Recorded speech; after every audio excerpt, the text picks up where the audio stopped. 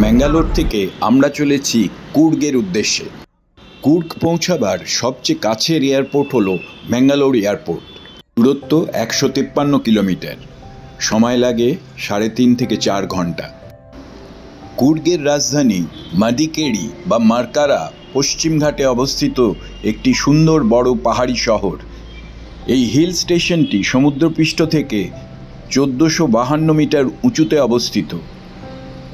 সবুজ কাঠের ঢাল, রঙিন দৃশ্য, কুয়াশাচ্ছন্ন পাহাড়, ক্যাসকেডিং ফলস, চা, কফি এবং মশলা বাগান এই জায়গাটিকে প্রকৃতপ্রেমীদের স্বর্গ বানিয়েছে।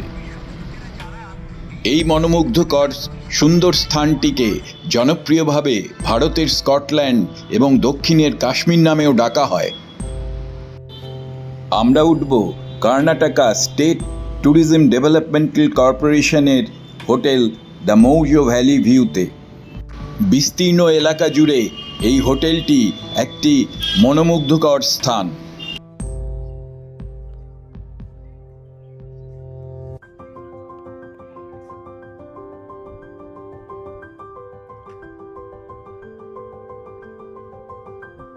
কেএসটিডিসির ওয়েবসাইট থেকে অনলাইন বুকিং করা সম্ভব। এখানকার রেস্টুরেন্টটিও অত্যন্ত ভালো। সময় মতো আগে থাকতে অর্ডার দিলে যে কোনো খাবার পাওয়া সম্ভব।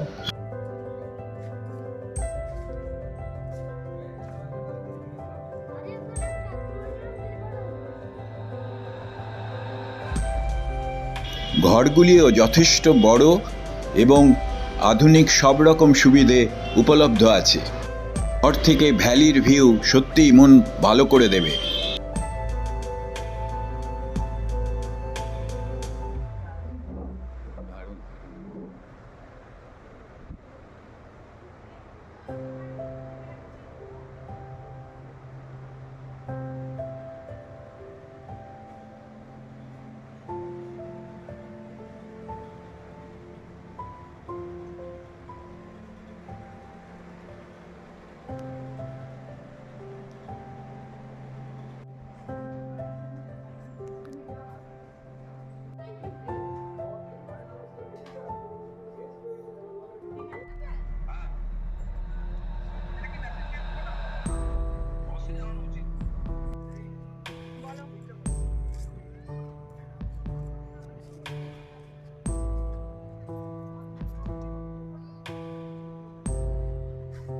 দুপুরের খাওয়া দাওয়া সেরে আমরা চলে এলাম হাঁটা দূরত্বে থাকা রাজা সিট।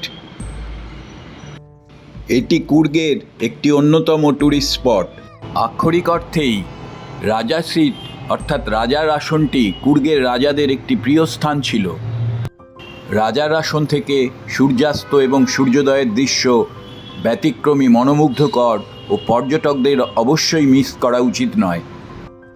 জায়গাটি এখন বিভিন্ন ধাপে একটি আশ্চর্যজনক সুন্দর পার্কে পরিবর্তিত হয়েছে।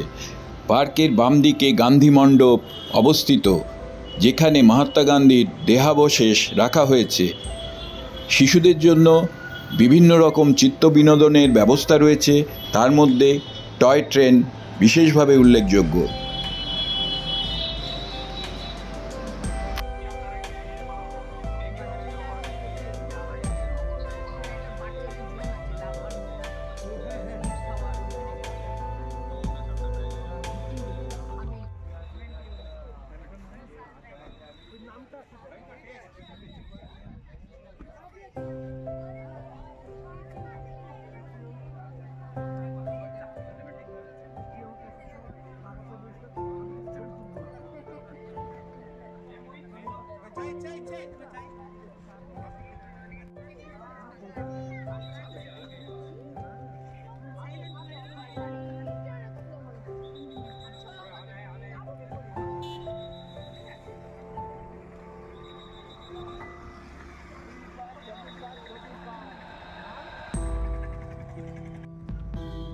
পার্ক সংলগ্ন মন্দিরটি দর্শন করে সন্ধেয় আমরা আবার হেঁটে ফিরে এলাম আমাদের হোটেলে।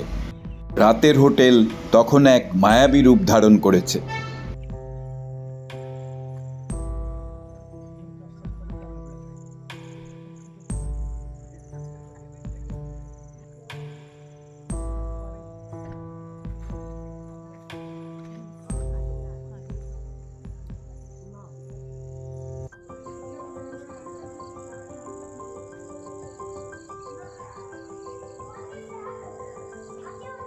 পরের দিন সকালে কুর্গ ভ্রমণ শুরু হলো ওমকারেশ্বর মন্দির দর্শন দিয়ে।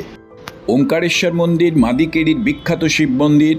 1820 সালে লিঙ্গ রাজেন্দ্র দ্বারা নির্মিত। মাদিকেরি থেকে 1 কিলোমিটার দূরে অবস্থিত মন্দিরটি একটি স্থাপত্য সৌন্দর্য।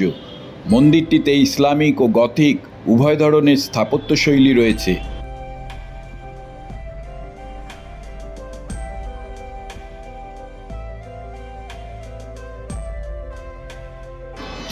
মাদিকেরি ফোর্ট হল কুর্গের অন্যতম পর্যটন স্পট।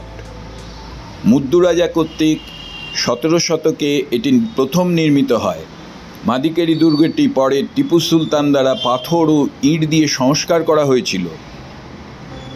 1933 সালে ব্রিটিশরা দুর্গের কমপ্লেক্সে কমিশনারের গাড়ি পার্ক করার জন্য একটি ক্লক টাওয়ার ও একটি পোর্টিকো যুক্ত করেন।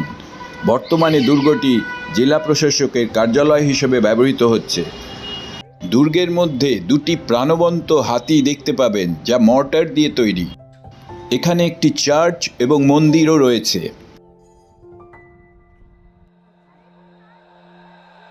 এবারে আমরা এসে পৌঁছেছি কুর্গের অন্যতম শ্রেষ্ঠ আকর্ষণ অ্যাবে ফলসে। অ্যাবে ফলস মাদিকেরি শহর থেকে 1 কিলোমিটার দূরে অবস্থিত। এই জলপ্রপাতটি তার প্রাকৃতিক সৌন্দর্যের জন্য বিখ্যাত। এটি একটি বিখ্যাত পিকনিক স্পট এবং পুরনো দিনে জেসি ফলস নামে পরিচিত। কফি বাগান ও মশলা জমির প্রাকৃতিক সবুজের মধ্যে অবস্থিত অ্যাবে ফলস অত্যাশ্চর্য সৌন্দর্য এবং নির্মল প্রশান্তিতে আশীর্বাদিত। জলপ্রপাতের মধ্যে একটি বন্য সৌন্দর্য রয়েছে। পাথরের ওপর দিয়ে জল ঝরে পড়ছে, রাস্তা থেকে জলপ্রপাতের গর্জনও শোনা যায়। মরশুমের বিভিন্ন সময়ে জলের প্রবাহ বিভিন্ন রকমের হয়ে থাকে। এখানে একটি ঝুলন্ত সেতুও রয়েছে।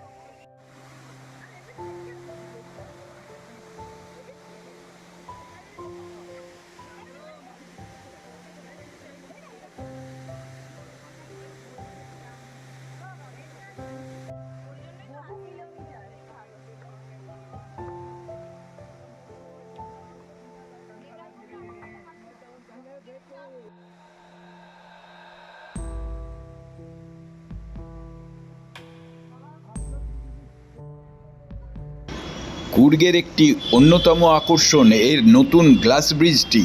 এই গ্লাস ব্রিজটির উচ্চতা 78 ফুট, দৈর্ঘ্য 32 মিটার, প্রস্থ 2 মিটার। সেতুটি 5 টন পর্যন্ত ওজন ধারণ করতে পারে। এক সময় 40 থেকে 50 জন ব্যক্তিকে প্রবেশাধিকার দেওয়া হয়। একটি গ্রুপকে 10 মিনিটের জন্য এখানে প্রবেশ করানো হয়। প্রবেশ মূল্য মাথাপিছু 200 টাকা। গ্লাস ব্রিজটির একটি উল্লেখযোগ্য আকর্ষণ এর অত্যাশ্চর্য দৃশ্য এবং আনন্দদায়ক অভিজ্ঞতা, যা পর্যটকদের অত্যন্ত আকৃষ্ট করে। দর্শনার্থীরা কোনো নিরাপত্তা উদ্বেগ ছাড়াই প্রকৃতির একটি শ্বাসরুদ্ধকর দৃশ্য উপভোগ করতে পারেন।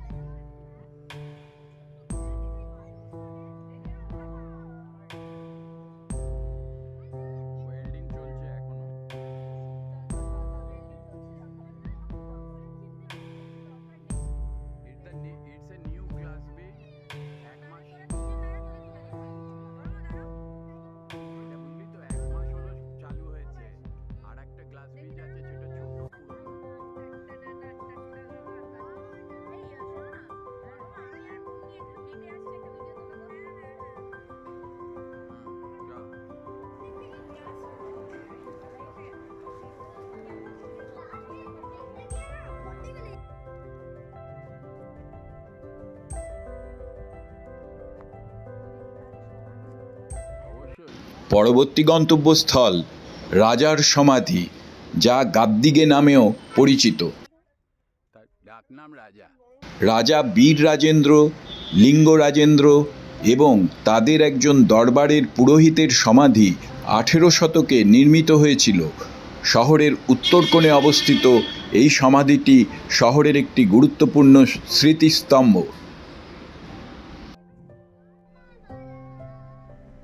এবার আমরা পৌঁছে গেলাম কফি গার্ডেনের ভেতর, কফি প্ল্যান্টেশন এবং ফ্যাক্টরিতে তার রিফাইনিং ইত্যাদি বিভিন্ন পদ্ধতি দেখব বলে।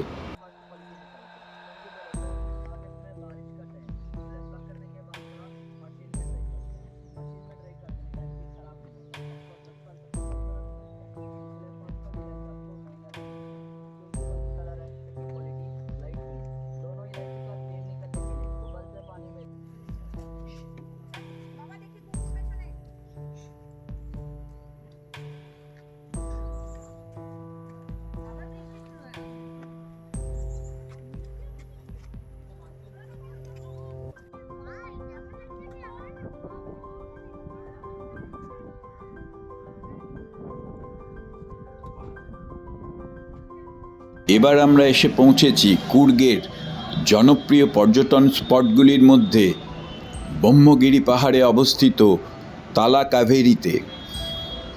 এই পাহাড়টি ভগমন্ডলা থেকে 8 কিলোমিটার দূরে এবং মাদিকেরি থেকে 48 কিলোমিটার দূরে অবস্থিত। মেঘে ঢাকা কুয়াশাচ্ছন্ন পরিবেশে লোমহর্ষক পরিস্থিতির মধ্যে দিয়ে আমরা চললাম তালা কাবেরী মন্দির দর্শনে।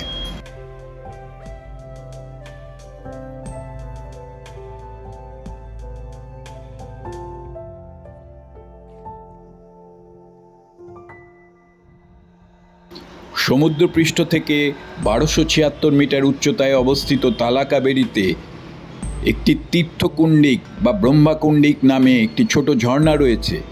বলা হয় এটি কাবেরী নদীর উৎস, যদিও জলের উৎস বেশিরভাগই অদৃশ্য। তবে বর্ষাকালে এটি সাধারণত দেখা যায়। এটা বিশ্বাস করা হয় যে বসন্ত ভূগর্ভে প্রবাহিত হয় এবং অল্প দূরত্বের পর আবির্ভূত হয়।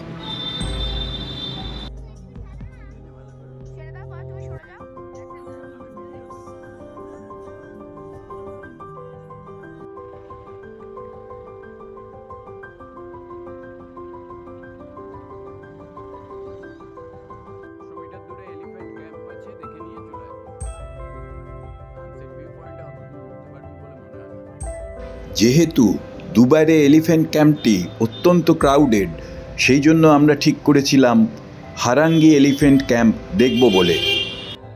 আর আমাদের সিদ্ধান্ত একদম সঠিক ছিল।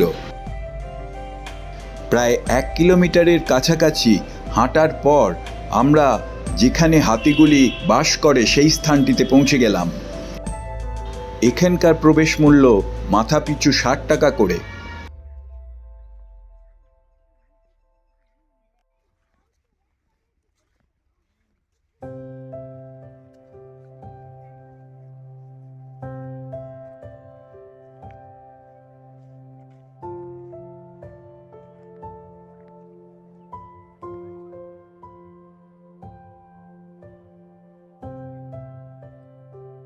এই 1 কিলোমিটার ট্রেকিংও যথেষ্ট উপভোগ্য।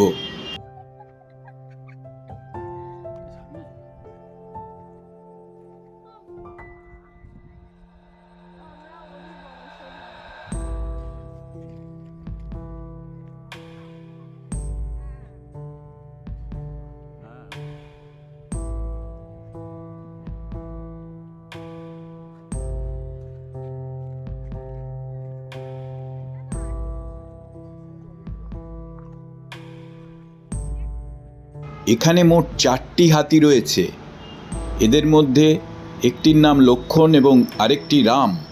এছাড়া একদন্ত এবং এশ্বরা বলে 2টি বৃদ্ধ এবং অন্ধ হাতিও রয়েছে। 50 টাকার বিনিময়ে হাতিগুলিকে ফুড পেলেট, যা ঘাস এবং সামান্য শস্যদানা দিয়ে তৈরি, তাও খাওয়ানোর ব্যবস্থা রয়েছে।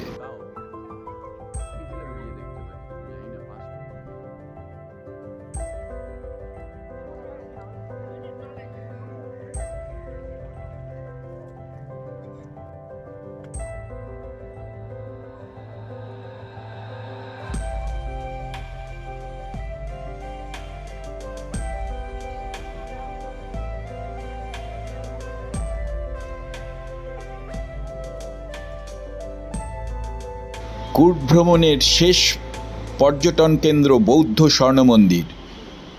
স্কুল অব তিব্বতীয় বৌদ্ধ ধর্মের বৃহত্তম শিক্ষা কেন্দ্রটি 1963 সালে তৈরি হয়েছিল। এটি রিনপোচে দ্বারা প্রতিষ্ঠিত। এই রিনপোচেকে তিব্বতীরা দ্বিতীয় বুদ্ধ হিসেবে গণ্য করেন। এটি কুর্গ যাওয়ার পথে অবস্থিত। বিশাল বুদ্ধমূর্তি 60 ফুটের এবং অন্য দুটি মূর্তি তামা দিয়ে তৈরি এবং সোনার প্রলেপ দেওয়া হয়েছে। এখানে প্রায় 5000 মঙ্কস এবং নানরা থাকেন। এটির আরেক নাম ন্যামড্রোলিং মনাস্ট্রি। দুরাত্রি এবং প্রায় 3 দিন কুর্গে কাটিয়ে আমরা চললাম মাইসোরের উদ্দেশ্যে।